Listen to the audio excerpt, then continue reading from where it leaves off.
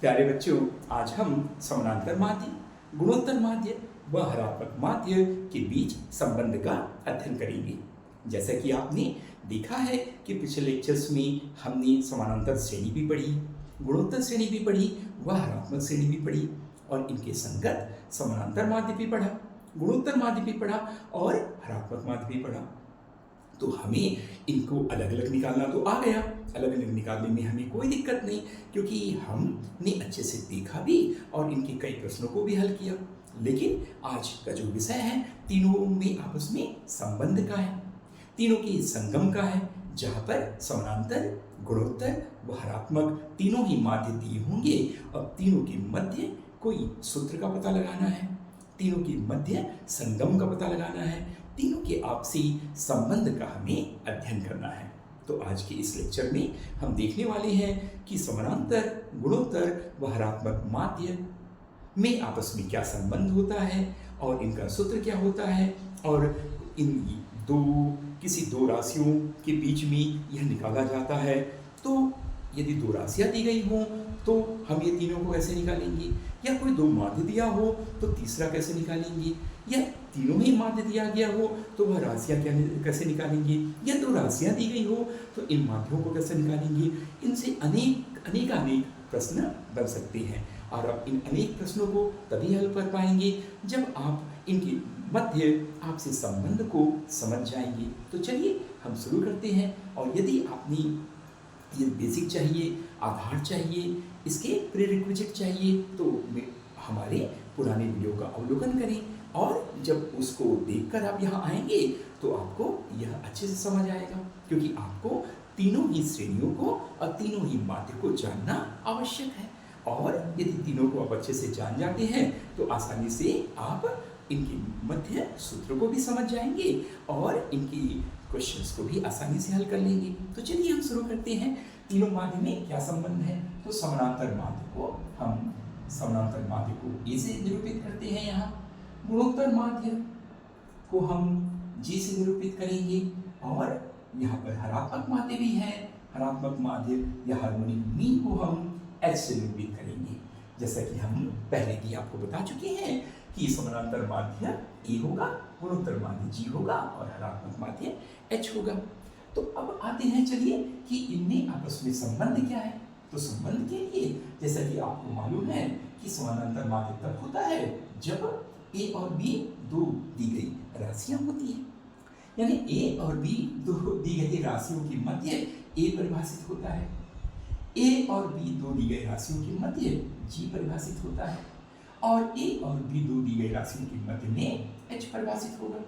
क्योंकि मध्य यानी माध्य यहाँ पर सांख्यिकी माध्य की बात नहीं की जा रही है, यहाँ पर सांख्यिकी माध्य की जगह में यहाँ पर हम श्रेणी की बात कर रहे हैं, प्रोग्रेशन की बात कर रहे हैं। यहाँ पर श्रेणियों का समानांतर श्रेणी में, गुणोत्तर श्रेणी में व हरात्मक श्रेणी में होना अनिवार्य है, तभी आप समानांतर माध्य, गुणोत्तर माध्य व हरात्मक माध्य ज्ञात कर पाएंगे। अतः आपको यह तीनों प्रकार की श्रेणियों को अच्छे से जानना जरूरी है।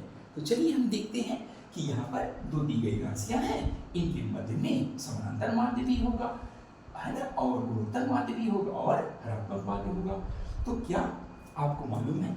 यदि आपको मालूम है तो आप बताइए, और नहीं मालूम है तो वहाँ देख लीजिए, आपको समझ आ जाएगा और यहाँ पर हम उसका रिवीजन भी कर लेंगे, इससे आपको डबल फायदा होगा। तो चलिए देखते हैं कि समानांतर माध्य क्या होगा।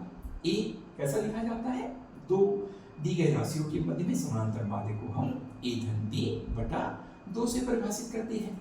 तो यह किसका सूत्र हो गया, समानांतर माध्य का सूत्र हो गया। ऐसे ही जब हम गुणोत्तर माध्य में आते हैं तो आपको मालूम है गुणोत्तर माध्य दो दी गई राशियों के मध्य में इन दोनों की गुणा और वर्गमूल के बराबर होता है। यह गुणोत्तर माध्य हो गया। अब हम वैसे ही हरात्मक माध्य में आएंगे तो एच क्या हो जाएगा, एच निश्चित तौर पर 2ab बटा ए धन बी के बराबर होगा।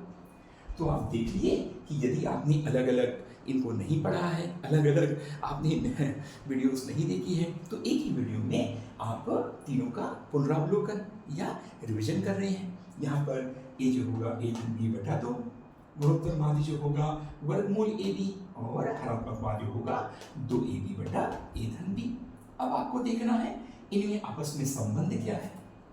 न केवल इन राशियों में संबंध, बल्कि ए जी और एच में भी आपको संबंध का अध्ययन करना है कि कहीं न कहीं इन दोनों में, इन तीनों में आपस में कोई संबंध है, या तीनों का कोई एक ही सूत्र है, या तीनों को हम यदि दो मालूम हो तो तीसरा निकाल पाएंगे, या तीनों ही मालूम है तो या हम उन राशियों को निकाल पाएंगे, या वह राशि मालूम है तो हम ये तीनों को निकाल पाएंगे। तो इसके अनेकानेक प्रश्न आ सकते हैं और उन प्रश्नों को आसानी से आप हल कर पाएंगे यदि आप इनके संबंध को या संगम को, तो यहाँ पर गंगा यमुना सरस्वती का संगम तो हो रहा है, किंतु यहाँ पर समानांतर गुणोत्तर और हरात्मक माध्य का भी संगम हो रहा है। चलिए हम देखते हैं तीनों में आपस में पारस्परिक संबंध क्या है। तो क्या करते हैं, हम कुछ नहीं करते, ए और एच का गुणा कर देते हैं, क्योंकि हम देख रहे हैं दोनों में कुछ समानताएं नजर आ रही है। तो ए और एच का गुणा करने पर क्या मिलेगा, इनका बायां पक्ष ये है, दायां पक्ष होगा a धन b बटा 2 गुणा 2ab बटा a धन b। आप देख सकते हैं ये कैंसिल हो गया, 2 कैंसिल हो गया, और आपको क्या मिल गया, आपको मिल गया ab। तो अब ab तो मिल गया, और यहाँ पर हमने a और h का गुणा किया, यानी समानांतर माध्य और हरात्मक माध्य को हमने गुणा कर दिया। तो क्या ab को इससे कुछ कनेक्शन लग रहा है, कोई लिंक है, कोई हिंट मिल रहा है आपको, या कुछ समानताएं मिल रही है? हाँ बिल्कुल, यदि हम क्या करें, इसका वर्ग कर दें, ये वाले का वर्ग, यानी वर्गमूल ab का वर्ग कर दें, तो आपको मालूम है जब भी हम वर्गमूल का वर्ग करते हैं तो हमें यह बिना वर्ग का मिल जाता है, वो है ना, वर्गमूल हट जाता है। तो ये क्या मिल गया, वर्गमूल ab का वर्ग। तो वर्गमूल ab क्या है भाई, वर्गमूल ab तो g है, तो ये हो गया g का वर्ग। वर्गमूल ab क्या है, g के बराबर है, तो ये g को हमने यहाँ लिख दिया। तो आपको क्या मिल गया, ah बराबर g का वर्ग। देखिए कितना शानदार सा इनका संबंध मिल गया। यानी जो गुणोत्तर माध्य का यदि वर्ग आप कर देंगे तो यह जो वर्ग होगा वह समानांतर और हरात्मक माध्य के गुणनफल के बराबर होगा।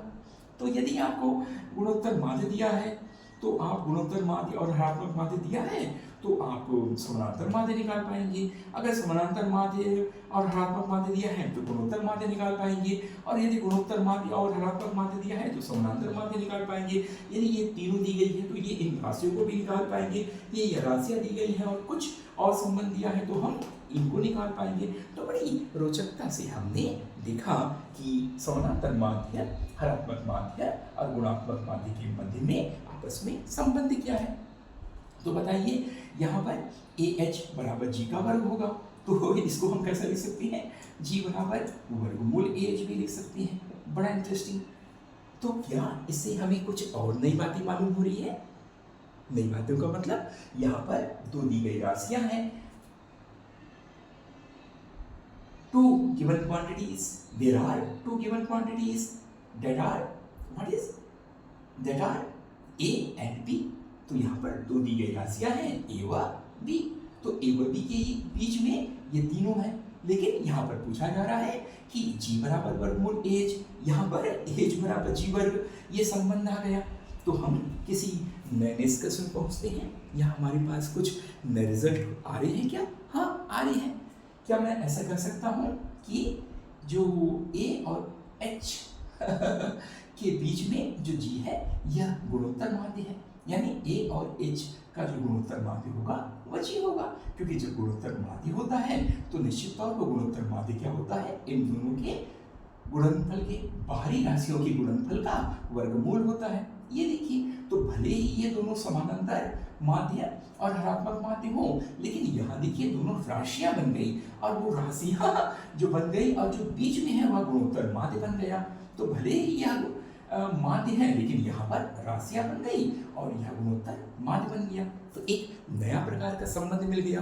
तो न केवल A, G और H इन राशियों पर निर्भर है, बल्कि ये जो G है वह इन दोनों माध्यों को भी राशियों में बदल दिया। तो देखिए कितने अनेक प्रकार के प्रश्न आते हैं, और भी अनेक प्रकार के प्रश्न आपका समय जाया करते हैं यदि आपको उनकी समझ ना हो।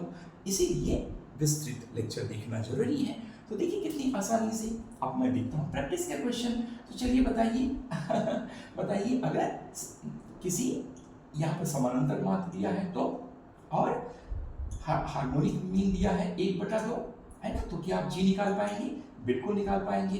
तो इसी प्रकार हम कई प्रकार के प्रश्नों को हम सॉल्व कर सकते हैं, क्योंकि हम ए एच और जी में आपस में संबंध को सूत्र रूप में हमने लिख दिया है, ए एच बराबर जी का वर्ग या जी बराबर वर्गमूल एच। आशा है आपको यह समझ आया होगा और इस प्रकार के अनेक प्रश्नों को आप हल कर पाएंगे। यदि कोई अड़चन होती है तो आप हमें बताइएगा, और यदि आपको फायदा हो रहा है, यदि आपने कुछ सीखा, तो चैनल को सब्सक्राइब करेंगे और शेयर भी करेंगे, लाइक भी करेंगे, जिससे कि अन्य लोगों तक भी यह सेवा कार्य हो पाए, उनका भी भला हो पाए। धन्यवाद।